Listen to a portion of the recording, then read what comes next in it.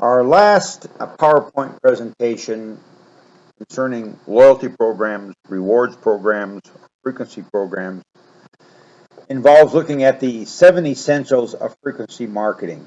Once again, some of the stuff that will be covered in this particular PowerPoint presentation has been covered previously. However, it is important for you to hear some of the same issues and some of the same thoughts over and over again so that you have a clear understanding of loyalty programs, the good, the bad, and the ugly associated with them. Frequency programs are designed to build loyalty and retention. And as a result, a loyalty program needs to be based on very specific objectives. The program needs to be goal-oriented. According to the Harvard Business Review, companies can boost their profits by almost 100% by retaining 5% more of their customers. And so perhaps one of the ideas behind a frequency or loyalty program is to increase retention, or it could be to increase spending or frequency of spending. So you want to implement a frequency program. Well, first off, understand that a frequency program is not just a program, it's a strategy. And it has to be part of your overall customer relationship building strategy. It is one element. It's one of the elements that's designed to reward your best customers in a way that hopefully increases retention, increases referrals, and increases spending. It's all about retention and share of customer and referrals and becoming a brand advocate. When you put a frequency program in, it suddenly becomes the focus of everything that you do. So there are 7 essentials of frequency marketing program, and I have them listed here. Turning customers into members, collecting and processing managing data, creating effective communications, balancing hard and soft benefits, providing exceptional service, achieving value through added partnering, managing and tracking logistics. We've discussed these in previous PowerPoint presentations. Let's go through some of these again. First, turning customers into members. Part of the idea behind a frequency or loyalty program is to move customers from being outside the organization to being part of the organization.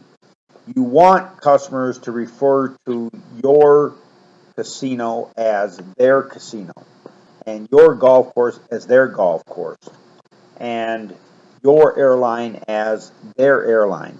You want the customer to move from being an outside occasional customer to a client, to a brand advocate. You need to change the relationship in the mind of the customer. I am not a customer at the Legacy Golf Course. I'm a member of the Legacy, and I always refer to myself as one of a handful of their few full members. And they treat me like I would be treated at a country club, and as a result, the relationship in my mind has changed from customer and business to member and partner and my golf course. Service is providing the customer with an environment of information, assurance, and comfort. So part of the idea behind a loyalty program is to provide the customer with an environment that they would find difficult to have replicated in other places, that makes them feel important, that provides them with services and benefits that would be hard for others to replicate. The idea of turning customers into members is a crucial one. Just this morning, I got a newsletter from NV Energy. I told you this before. I don't want a relationship with NV Energy. I don't want a relationship with Southwest Gas, and I don't want a relationship with the Water District. You know why? That relationship can't add value. It's not as if I can call NV Energy when I build a relationship with them and say, "Hey, Bill, I think I've got a problem with my electricity. Could you come over and check it?" That's not the way the relationship will work. There are certain companies, certain parts of your life where you want to build relationships and that you care about getting better service and you care about being treated fairly and treated with some level of importance. And others you don't. I want a good, positive relationship with my auto mechanic, with my doctor, with my lawyer, in my case, with my golf course, and with my employer. I don't want a relationship with the power company. They can't add any value, and as a result, I don't want a relationship with them. How else do I turn customers into members? Well, the program has to be simple with no gimmicks. I have to be able to see the value, and it has to be simple for me to see. And as a result, the other aspect of this then is the customer has to be able to get it quickly. It's not hard to explain how a Players Club card works for a casino. You put your card in the machine records how much you play, and then based on how much you play, the casino makes special offers and gives you special rewards. That's a simple, easy to get rewards program. I'm a big believer that that part of the strategy behind loyalty frequency programs is to have card carrying members. I have a platinum card for the Legacy Golf Course. I'm a card carrying member at Bonds Club. I'm a card carrying member at Costco and Sam's. I'm a believer that turn customers into members, they need to be carrying a membership card. Then the next question of turning customers into members is the enrollment decision. Will they be free or will there be a fee? Voluntary or automatic frequency programs are fairly commonplace now. They are done for information gathering opportunities and a reason to acknowledge and an acknowledgement of enrollment. I'm a believer that it should be easy and free to become a member, but then the value of becoming a member needs to be clearly and quickly demonstrated. The next issue of successful frequency marketing programs and an essential aspect of frequency marketing programs is collecting and managing and processing the data. First, you have to make sure that you have the right software in place to make this happen. Understand that a frequency or rewards program is a marketing activity and not an MIS activity. On the other hand, the information systems and computer processing people in the organization have to be dedicated to the process to make sure that data is collected and processed and managed correctly. This is one of the things that keeps a good program from actually happening. People's cards don't get swiped. The program is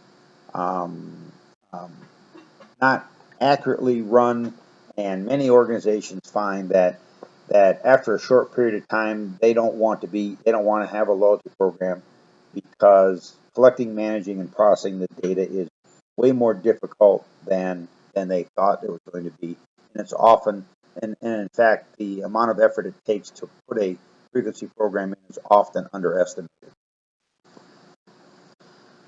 The process has to track members' activity. That is, and we talked about the golf course that our project is being based on as one of those issues, and we talked about casinos as another.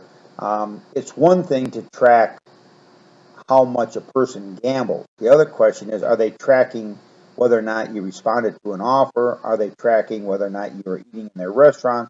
Are they tracking whether or not you're bowling in their bowling centers? Are they tracking the other activities?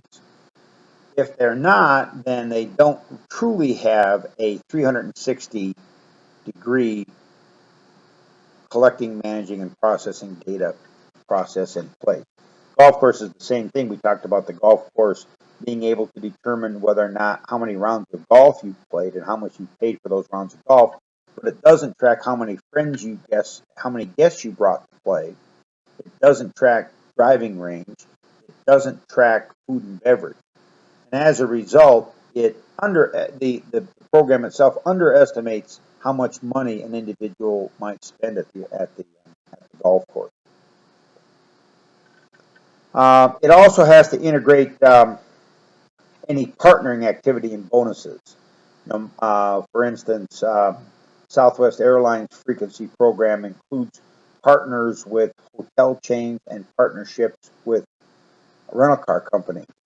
All of those partnership relationships need to easily be tracked and funneled into, accurately funneled into the points and reward program that they have established.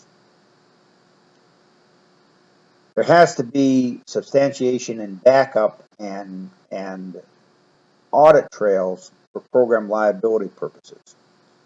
And let me repeat the last part of this over and over and over and over again. It has to be 100% accurate. Any frequency program that consistently makes mistakes will cause more ill will than it does goodwill. If you don't believe me, take any weekend and go to the reward center at a casino.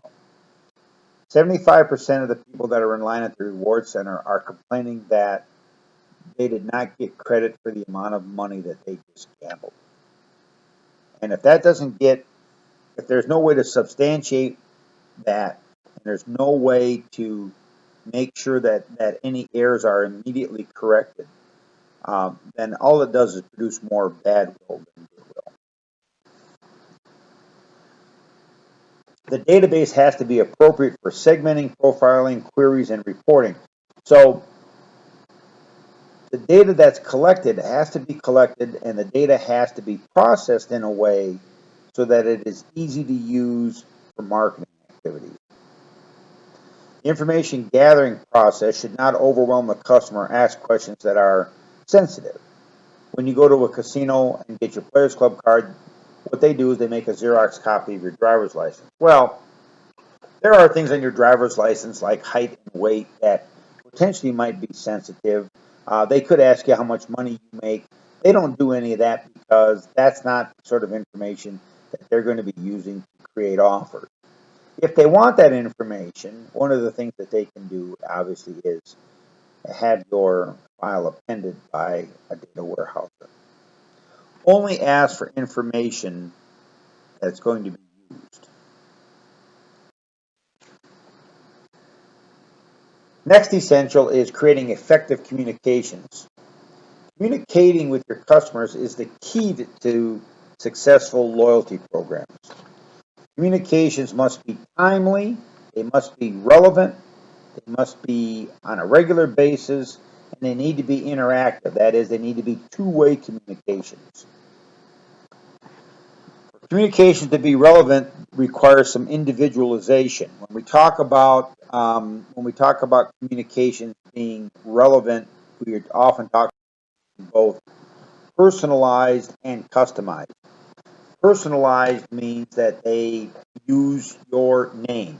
No direct mail pieces addressed to current residents or hey you or valued customer.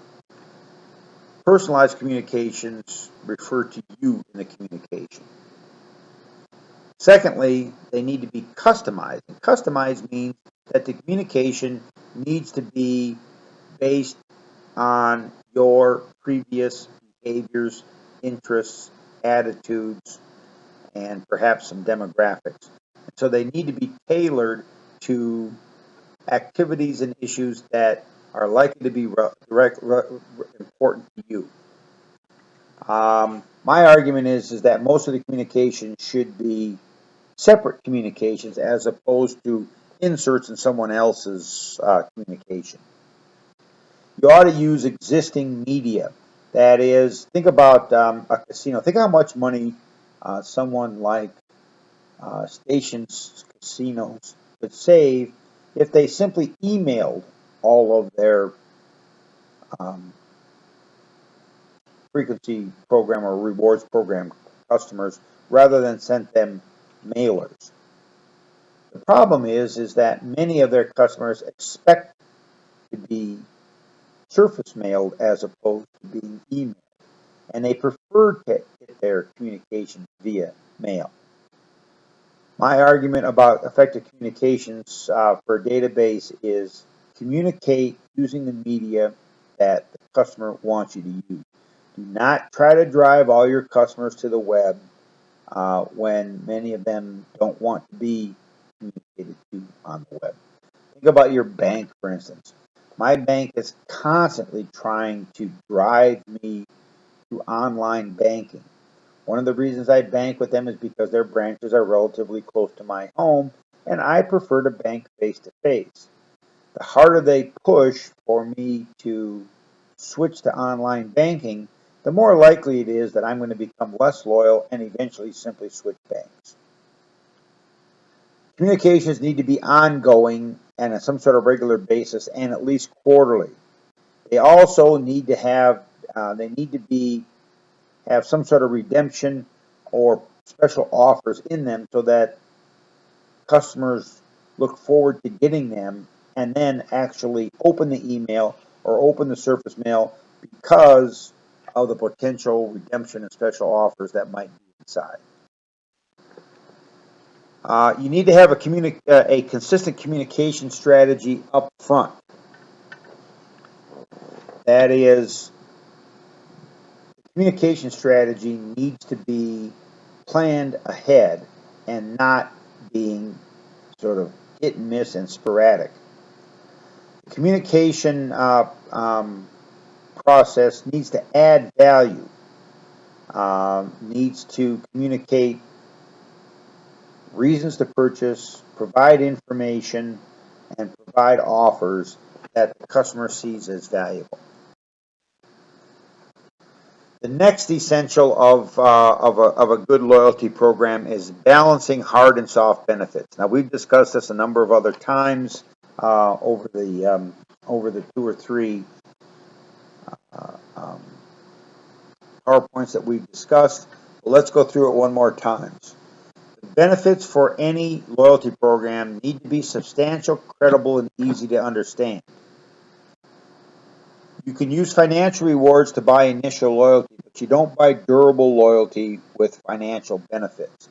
In the long run, it's the benefits that become crucial. Use soft benefits to make customers feel special.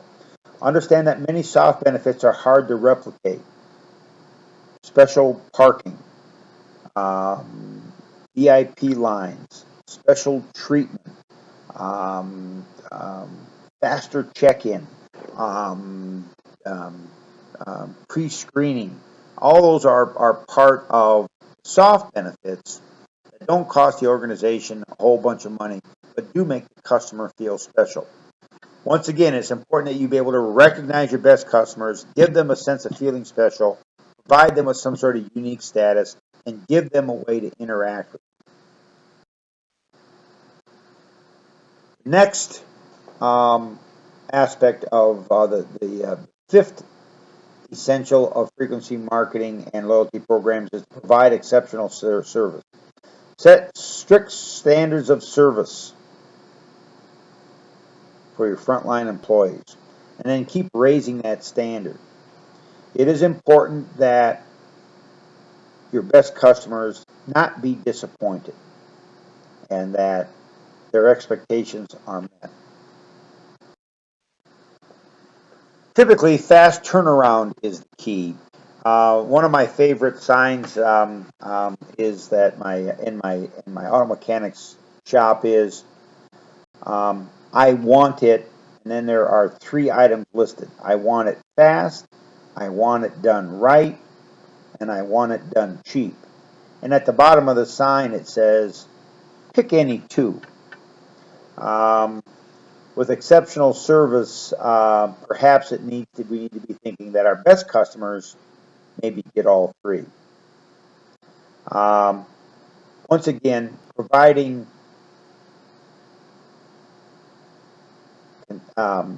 both effective and efficient service really is the backbone for exceptional service. Good training is based on how your customers view their treatment.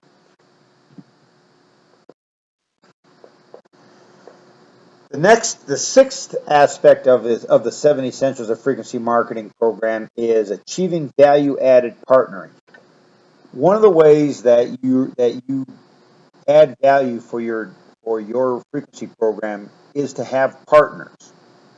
So that if I'm a golf course, maybe I partner with a local golf shop or a golf repair shop. Maybe I partner with a local oil change company. Maybe I partner with, like I'm Bonds or Smiths, and I partner with some local gas stations.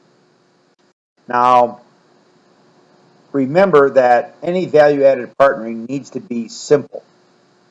That is, it can't be some sort of convoluted formula. It needs to be very simple.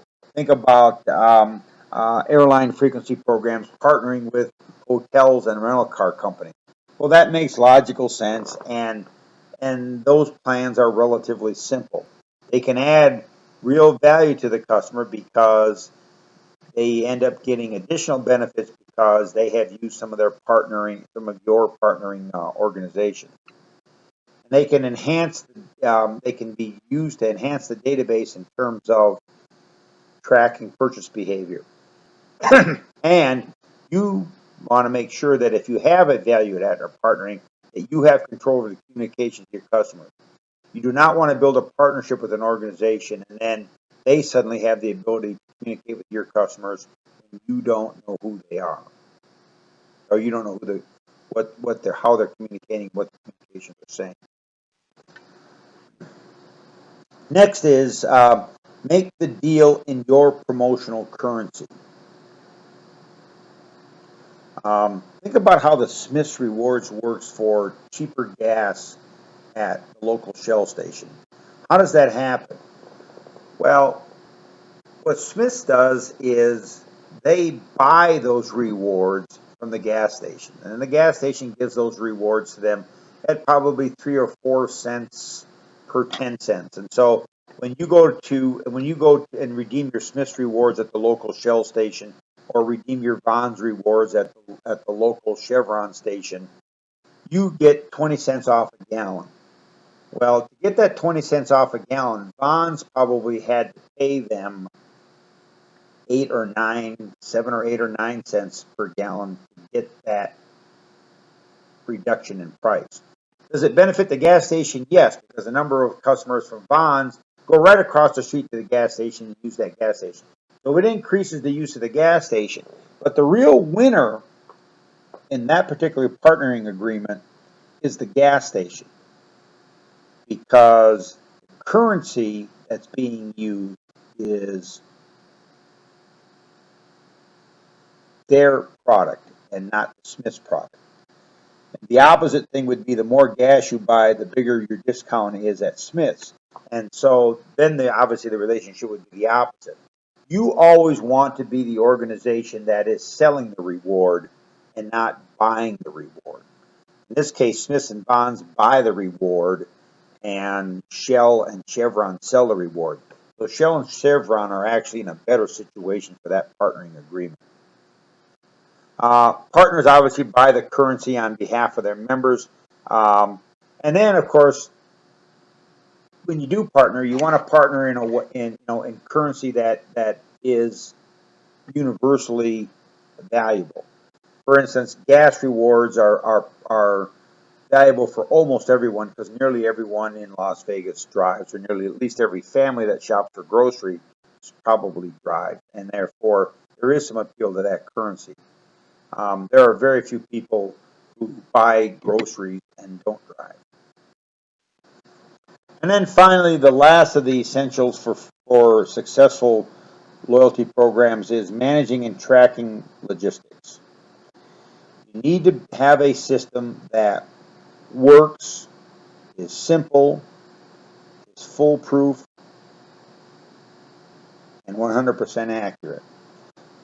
For example, one of the values of having a frequency card is that most cards have 3 ways to record a purchase: a magnetic strip, a barcode, and then the raised numbers on most cards can actually be run through a credit card machine. So if the electronic swipe system is down, the barcode system can be used. If the barcode system is down and the magnetic system is down, there's a third fail-safe. So many cards actually have three methods, and so they have a double fail-safe.